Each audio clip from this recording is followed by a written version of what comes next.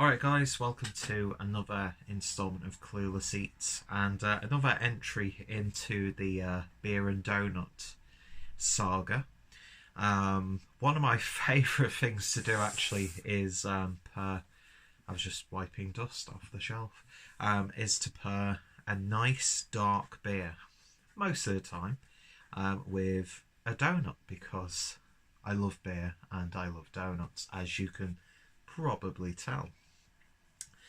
Feeling a little bit worse for wear today because I got a little bit carried away, hence why I look like an absolute mess today. But hey ho, who actually gives two flying fucks? But let's get that sorted. Anyway, so as you can see from the title, the thumbnail, and the fact that I'm wearing the t-shirt, we're going over to Magic Rock now.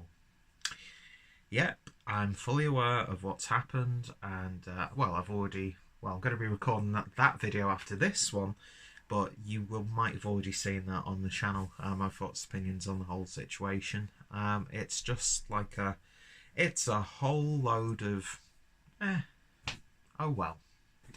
But yeah, so we're going to be having a look, which beer, it is a beer that I have reviewed for, and one that I've drank plenty of in different forms as well.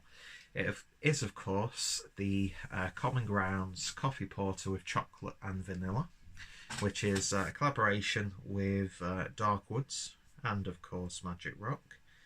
And yeah, clocking in at 5.4% ABV. So yes, there we go. I love this beer. I think it's probably one of the, if not the best core range beers that you can get on the market.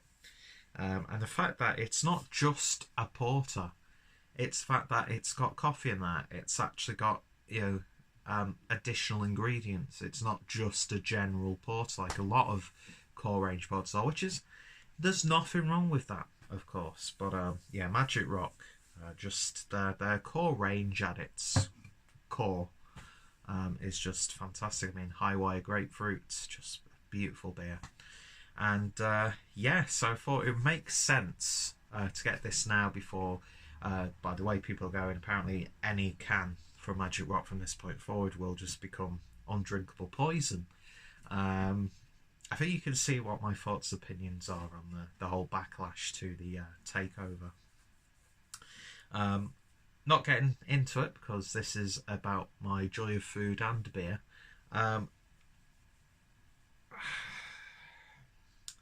I forgot what I was going to say. I've actually forgotten what I was going to say, so let's not carry on. Yeah, anyway. Common Grounds, and we are pairing it with some Krispy Kreme action. There were 3 in there, but I didn't eat it. My brother did. And, you know, you can have all the nice flavours in the world, but it just makes sense to also get yourself just a simple glazed donut. So, I should say that I picked this up from Booths, although you might be seeing it in a lot more places from this point forward, which I think is a great thing because, as I said, Common Ground is beautiful. I've enjoyed it on keg, I've enjoyed it on cask, I've enjoyed the Kentucky Common Grounds, which I think was like a bourbon barrel-aged version of it. It's just a wonderful drinking experience. And I'm sure the quality of that beer will remain even well into the future of the bar. But if it doesn't, then of course I won't drink it if I don't like it. But it's one of my favourite beers, and as I said, I have already reviewed it on the channel. Anyway, waffled on for way too long. So the donut that I've got is, if I remember correctly, and it does actually have the chocolate from the other donut on there. It's sort of like a biscotti crumble, I believe. That's sort of, you know, the biscuits you get when you get a cup of coffee. I always forget what that amaretti biscuits. So I think it's an amaretti biscotti sort of biscuit donut. And I'm a big fan of those. And I love that spread you can get of them, which is just so freaking naughty, but so worth it. Anyway, let's get this beer opened and see what we get. Oh, beers and donuts, what can I say? Using my Magic Rock glass. And here we go. I do really like the newer branding on this. In fact, Magic Rock, for me, just have one of the just have one of the best brand identities in craft beer. Oh, you can't call them craft anymore. But yeah, beer in a glass just looks fantastic, doesn't it? It looks like a black coffee with about one finger's worth of a slightly beige looking head. So I won't go too much into detail on the flavour notes because I have already reviewed it. So if you want to see my full review, then I'll put the link down below. So on the nose, yeah, that lovely quality coffee is coming through. Sticky malts, a little bit of char in there. Doesn't get too sweet, but that sweetness is more like a molasses melted dark sugar almost. But yeah, cakey. And a little bit of a cherry coming through as well. So, let's get the donut. And I know Krispy Kreme is a chain, but they make bloody lovely donuts.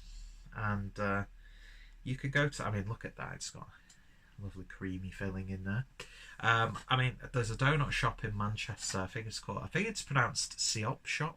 S-I-O-P-S-H-O-P. Where they make their own donuts and they have different coffees. They've also got like their own little lunch menu and stuff like that. I mean, yeah, it's great if you can have donuts made like that in-house in an artisanal sort of way. But it's just not practical for me to buy those donuts and bring them all the way back from Manchester to where I live. Do you know what I mean? So I could go to the supermarket. Krispy Kreme, they make bloody lovely donuts. In fact, you've got to be pretty bad if you can't make a good donut, in my opinion. And a lot of supermarket donuts are really nice. I mean, I've reviewed the Asda ones a few times that you get the free pack. And they're really good. Are they the greatest donuts you're ever going to have? No. But it's the same with Krispy Kreme. And yeah, I've yet to have a bad donut. The coffee's not that good when you go into their places, but you know, it's all about the donuts, and it just looks fantastic, doesn't it? Anyway, so I'm thinking of the best way to attack this donut. In fact, let's take a sip of the beer first.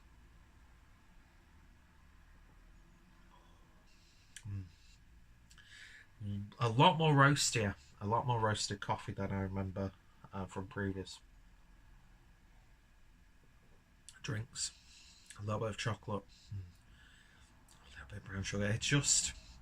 It's a real decadent porter. It really, really is. It's so robust and flavoursome. Just gorgeous, gorgeous stuff. And the coffee, you can just tell it's of good quality from Darkwoods. And I hope even with the buyout that Darkwoods will still have something to do in the production of this beer. Anyway, let's just forget about the buyout, the whatever, and just focus on how wonderful this donut looks and how wonderful that beer's tasting. So let's give the donut a taste.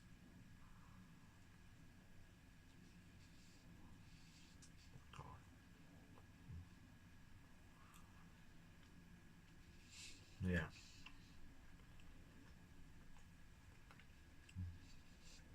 Oh, that biscotti on there, that amaretti biscuit. Oh, it's such a satisfying flavour, isn't it, amaretti? And even amaretto is a lovely liqueur.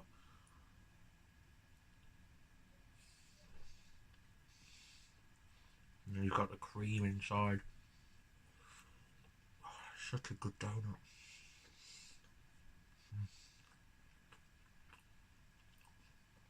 So, let's take another sip of the beer.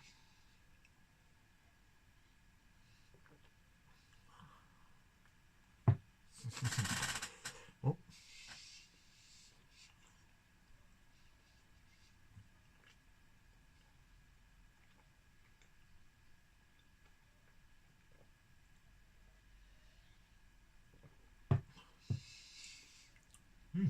Interesting. I will say this. It's not the most successful beer and donut pairing that I've done on this channel, but it is still so good. The beer actually gets considerably more bitter, and you get that sort of like fresh coffee bean flavour, as opposed to the earthiness, as opposed to like a ground, roasted ground coffee bean. So you sort of like lose the sweetness slightly from the donut. Maybe if it was a chocolate donut, it might work a little bit better. It might cut through that sweetness of the donut, but because this isn't really like a bright, vibrant sweetness. That cream is gorgeous. It still works beautifully. It is actually like having a coffee and a donut. Do you know what I mean? Oh, look at that. Look how naughty that is. I can't believe I just licked that on camera. That's what she said.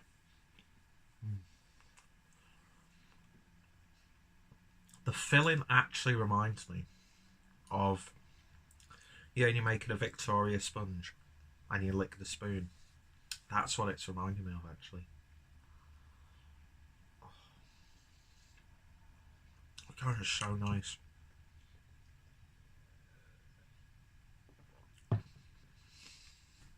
Yeah. A little bit more bitter. There's a slight muted cherry tone coming through. It does complement the donut nicely, but it's not been the most successful pairing. But definitely one I would happily do again. Do you know what I mean? Beer and donuts, I think it's going to work 9 times out of 10. So a lot of these videos will be just me saying the same thing and having the same outcome. There needs to be more events of beers and donuts. Rob, if you're watching this, get onto it. This could be your baby. Yeah, it's pretty damn good. Pretty damn good. In terms of a pairing overall, I'm actually going to give that roughly about an 8 out of 10. The donut's fantastic. The porter is just beautiful. But they don't fully 100% work well together. But they still complement each other enough for you to happily demolish a 3-pack of those with maybe a couple of cans of common grounds. And the beer is just, it speaks for itself. It's the best core range porter you can get. It just tastes like coffee. It's wonderful. Absolutely wonderful. So, if you're interested in any of my previous explorations of donuts and coffee, then I might actually create a playlist just for that.